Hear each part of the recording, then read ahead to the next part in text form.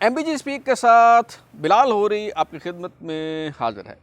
तहरीक इंसाफ के बानी और साबिक वज़ीर-ए-आज़म इमरान खान ने वही गलती कर दी है जो साबिक वज़ीर-ए-आज़म और पीपल्स पार्टी के बानी जुल्फ़िकार अली भुट्टो से सरजद हुई थी। दरअसल अडयाला जेल में तौहीन इलेक्शन कमीशन के हवाले से मुकदमे की समाअत हो रही थी और इस हवाले से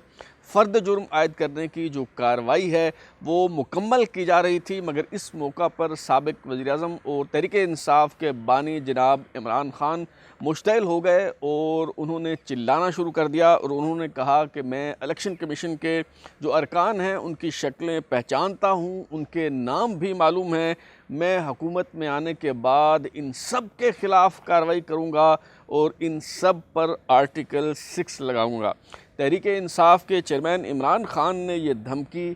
इलेक्शन कमीशन को बज़ाहिर दी है। इलेक्शन कमीशन के अरकान ही जो है वो उनकी धमकी के मुखातिब थे, मगर दरअसल इमरान खान का इशारा जो है वो अफ़वाज पाकिस्तान और इसके जर्नेलों की तरफ है। उनका इशारा आला अदलिया और आला अदलिया के जो जज साहबान हैं उनकी तरफ है। इसके अलावा जितने भी उनके मुखालफीन हैं दरअसल वो सबको जो है वो मुतनब्बे कर रहे हैं, सबको उन्होंने जो है वो बता दिया है और सब के लिए अपने जो अज़ाइम हैं उन्होंने जो है वो आश्कार कर दिए हैं। तो इमरान खान साहब की ये जो धमकी है इसके मुमकिन नताइज क्या हो सकते हैं, आज के शो में हम इस हवाले से भी गुफ्तगू करेंगे। इसके अलावा फैज़ाबाद धरना केस के हवाले से जो इंक्वायरी कमीशन है उसकी कार्रवाई आगे बढ़ रही है। साबिक DGI लेफ्टिनेंट जनरल रिटायर्ड फैज़ हमीद ने अपना बयान रिकॉर्ड करवा दिया है सुप्रीम कोर्ट में।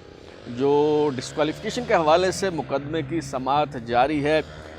उसका क्या बनेगा। इसके अलावा जो बेशतर तहरीक इंसाफ के उम्मीदवार जिनके कागजात नामज़दगी मंजूर हुए थे उनमें से ज़्यादातर लोगों के कागजात नामज़दगी जो हैं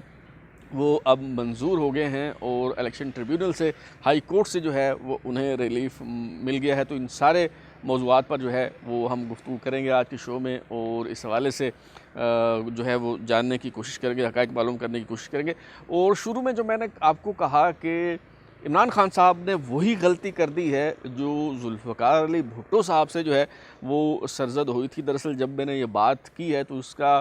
क्या मफ़हूम है, इसका एक पूरा तनाजुर है, कंटेक्स्ट है, मुख्तसर अल्फाज में जो है वो मैं आपके सामने रखता हूँ। जब जनरल ज़ियाउल हक ने मार्शल लॉ लगा दिया और अनान इक़्तिदार पर वो काबिज़ हो गए और वज़ीर-ए-आज़म जुल्फ़िकार अली भुट्टो को मरी में जो सरकारी गेस्ट हाउस है वहाँ पे उन्हें पहुँचा दिया गया, वहाँ पे उन्हें नज़रबंद किया गया था। तो इक़्तिदार पर कब्ज़ा करने के बाद जब जनरल ज़ियाउल हक पहली मरतबा जुल्फ़िकार अली भुट्टो से मिलने के लिए मरी गए तो उनके साथ जो कमांडर 10 कोर हैं लेफ्टिनेंट जनरल फैज़ अली चिश्ती वो भी उनके साथ थे। और जब ये कमरे में जो है वो डिस्कशन शुरू हुई, बातचीत का जो है वो आगाज़ हुआ तो जुल्फ़िकार अली भुट्टो ने कहा जनरल ज़ियाउल हक को मुखातब करते हुए कि क्या तुम्हें मालूम है आइन के आर्टिकल 6 के तहत आइन तोड़ने की सज़ा क्या है। ये सुनना था कि जनरल ज़ियाउल हक के औसान ख़ता हो गए, उनके पसीने छूट गए और उस वक्त की अगर आप फुटेज देखें या तस्वीर देखें तो बार बार वो जो अपनी शर्ट का बटन है वो बंद करते हैं, बार बार खोलते हैं परेशानी के आलम में। और थोड़ी देर बाद जो है वो जुल्फ़िकार अली भुट्टो ने फिर कवर किया और जुल्फ़िकार अली भुट्टो ने कहा कि जी इसके जो फ़ौज ने इक़्तिदार पर कब्ज़ा किया है इसके आइनी असरात तो ज़ाहिर होंगे, लेकिन जो आइन है, दस्तूर है, उसका बाप होने के नाते चूँकि मैंने ये आइन बनाया है तो मैं इन आइनी मुशकाफ़ियों को जो है इस मामले को संभाल लूँगा और तुम्हें इस हवाले से जो है वो परेशान होने की ज़रूरत नहीं है। लेकिन तीर हाथ से निकल चुका था और ये जो बात है ये जनरल ज़ियाउल हक को उसके जहन से फिर नहीं निकल सकी कि अगर जुल्फ़िकार अली भुट्टो वापस इक़्तिदार में आ गए, वज़ीर-ए-आज़म बन गए तो वो उन्हें नहीं छोड़ेंगे। उन पे आर्टिकल 6 के तहत जो है वो उनके ख़िलाफ़ मुकदमा चलाया जाएगा और कार्रवाई की जाएगी। और इस हवाले से एक जो बड़ी गवाही है वो उस वक्त के जो PTV के डायरेक्टर न्यूज़ थे सैयद बुरहानुद्दीन हसन की किताब जो है अनसेंसर्ड, उसमें उन्होंने इंकशाफ किया है कि इस मुलाकात की जो फुटेज थी, क्योंकि ज़ियाउल हक जो है वो परेशान हो गए थे और इस फुटेज जो है वो इतनी ख़राब थी कि उसको जो है वो चलाया नहीं जा सकता था, लिहाजा बुरहानुद्दीन हसन जो डायरेक्टर न्यूज़ थे पीटीवी के, उन्होंने बराह रास्त जनरल ज़िया उल हक से रब्ता किया और उनसे इजाज़त ली कि ये जो फुटेज है इसको एडिट कर लिया जाए। लेकिन एडिट करने के बावजूद भी ये जो फुटेज है सिर्फ 3 सेकंड की फुटेज चलाई जा सकी, क्योंकि ये जुमला सुनने के बाद जो जुल्फ़िकार अली भुट्टो ने कहा था कि तुम्हें पता है आइन के आर्टिकल 6 के तहत आइन तोड़ने की सज़ा क्या है, जनरल ज़िया उल हक जो है वो परेशान हो गए थे और उसके बाद उनकी हालत जो है वो गैर हो गई। तो इस मुलाकात में ही दरअसल तय कर लिया था जनरल ज़िया उल हक ने कि अब या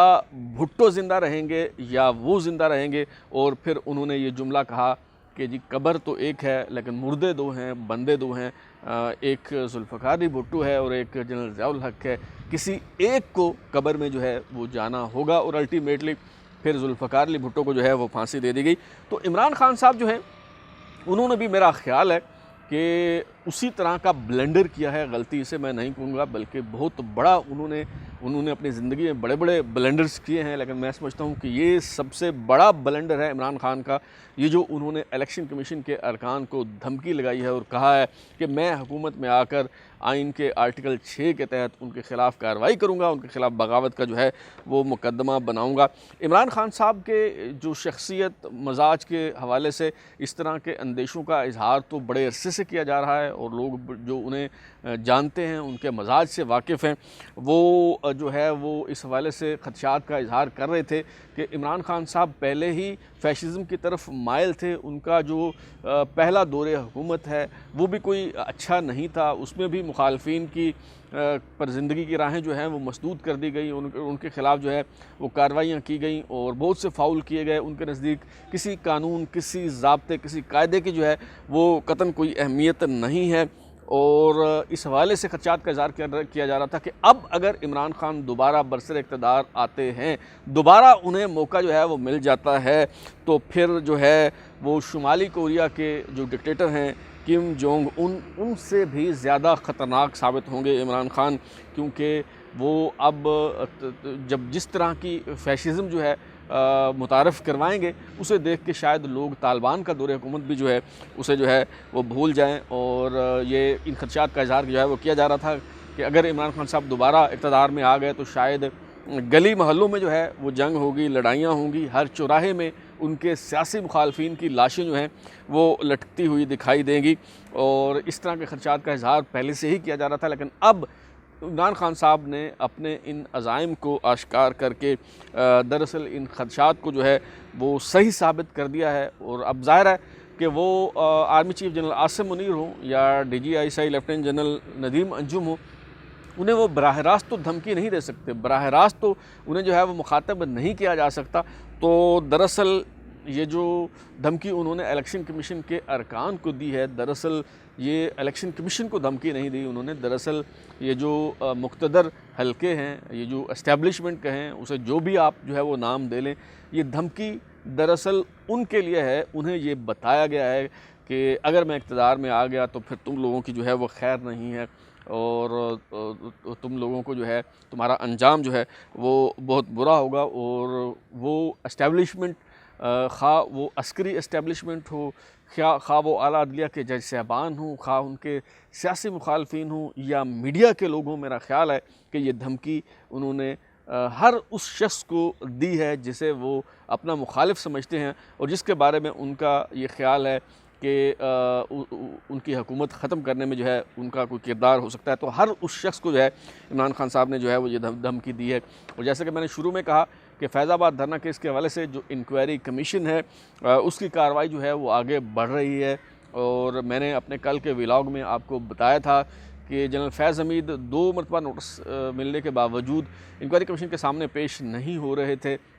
लेकिन वो army chief general Asim Munir के सामने जो है वो पेश हो गए और उनसे उन्होंने दरख्वास्त की कि जी मुझे इस्तिस्ना दिया जाए या दिलवाया जाए। लेकिन ये उनकी दरख्वास्त जब मंजूर नहीं हुई, उन्हें कोई लिफ्ट नहीं करवाई गई, तो अल्टीमेटली जनरल फैज़ हमीद जो हैं उन्होंने फैज़ाबाद धरना केस के हवाले से जो इंक्वायरी कमीशन है उसे अपना बयान रिकॉर्ड करवा दिया है। और जैसे कि मैं अपने व्लॉग्स में आपको बताता रहा हूँ और जैसे कि तवक्को ज़ाहिर की जा रही थी कि जनरल फैज़ हमीद का मुतवक्के जो बयान है वो क्या हो सकता है, उन्होंने चार्जशीट से यानी सिहत जुर्म से इनकार किया है और उन्होंने कहा है कि हुकूमत के ख़िलाफ़ उन्होंने किसी किस्म की कोई साजिश नहीं की, किसी साजिश का वो हिस्सा नहीं थे। उन्हें हुकाम बाला की तरफ से जो अहकामात दिए जा रहे थे वो सिर्फ़ उन्हीं अहकामात को बजा ला रहे थे और अपने तौर पे उन्होंने जो है वो कोई काम जो है वो नहीं किया। अब इस हवाले से जो एक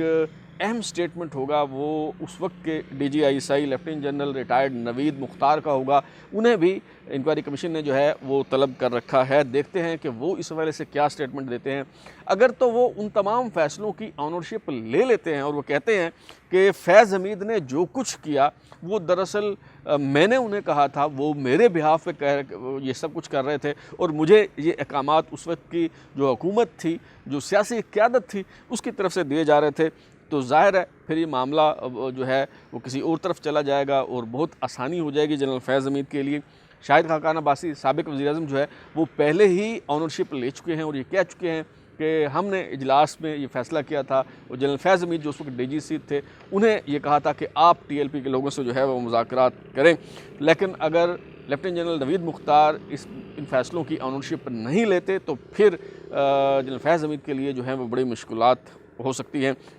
और फिर जो मेहरान बैंक स्कैंडल है, आपको याद होगा ये मामला कभी कभी यूँ लगता है कि ये उसी तरफ ही आगे बढ़ रहा है। आपको याद होगा कि air marshal retired Asghar Khan ने सुप्रीम कोर्ट में पिटीशन दायर की थी और इसके बाद जब इस हवाले से तहकीकात हुई और उस वक्त के DGI lieutenant general retired Asad Durrani को बुलाया गया तो उन्होंने कहा कि जी मुझे जो ऊपर से आर्डर्स मिले मैं तो उनको फॉलो कर रहा था, मैंने अपने तौर पे जो है वो कुछ नहीं किया। उस वक्त के army chief general Aslam Beg को बुलाया गया तो उन्होंने जो है ये ज़िम्मेदारी सदर मुमलिकत पे डाल दी और कहा कि उस वक्त की जो सियासी क़यादत थी उसके कहने पे जो है ये सारा कुछ किया गया। इसी तरह अगर आप ऑपरेशन मिडनाइट जिकाल्स की मिसाल लें तो उसमें भी जो है वो यही हुआ। जब ब्रिगेडियर बिरला और मेजर आमिर को बुलाकर कन्फ्रंट किया गया और उनसे जो है वो पूछा गया कि आप ये क्यों कर रहे थे, तो उन्होंने भी यही तावील पेश की, उन्होंने भी यही दिफा अख्तियार किया कि जी हम तो ये सब जो हमें अहकामात दिए जा रहे थे, हम तो आर्डर्स को जो है वो फॉलो कर रहे थे। तो जनरल फैज़ हमीद ने भी जो है वो इसी किस्म का दिफा जो है वो अख्तियार किया है। और जैसे मैंने पहले बताया कि अगरचे शाहिद खाकान अब्बासी साबिक़ वज़ीर-ए-आज़म जो हैं वो इस हवाले से ऑनरशिप ले चुके हैं, लेकिन साबिक़ चेयरमैन पैमरा अबसार आलम का जो बयान है वो अब भी जनरल फैज़ हमीद के गले की फांस बन चुका है, उनके गले की हड्डी जो है वो बन चुका है, क्योंकि जो पैमरा के मामलात में वो मुदाखलत कर रहे थे, ज़ाहिर है इसकी ऑनरशिप कौन लेगा। मेरा नहीं ख्याल कि उस वक्त के DGI हों, उस वक्त के वज़ीर-ए-आज़म हों या कोई भी शख्स जो है वो ये ज़िम्मेदारी ले सकता है कि जी ये जो पैमरा के मामलात में जनरल फैज़ हमीद मुदाखलत कर रहे थे, ये अहकामात उन्होंने मैंने दिए थे। ज़ाहिर है जो भी इसकी ऑनरशिप लेगा तो वो ख़ुद फंस जाएगा। तो जनरल फैज़ हमीद जो है वो इन सारे मामलात में अभी तक तो यही लगता है कि आसानी के साथ छूटते हुए नज़र नहीं आते। ऐसा बहुत मुश्किल दिखाई दे रहा है कि उन्हें जो है वो क्लीन चिट मिल जाए। तो अब तक के लिए इतना ही। बिलाल लौरी को इजाज़त दीजिए, फिर मुलाकात होगी। अगर आपको हमारा शो पसंद आया तो उसे लाइक करें, कमेंट करें, शेयर करें और हमारा चैनल सब्सक्राइब करने के बाद बेल आइकन घंटी ज़रूर दबाएँ ताकि आपको नोटिफिकेशन मिलते रहें। बहुत शुक्रिया।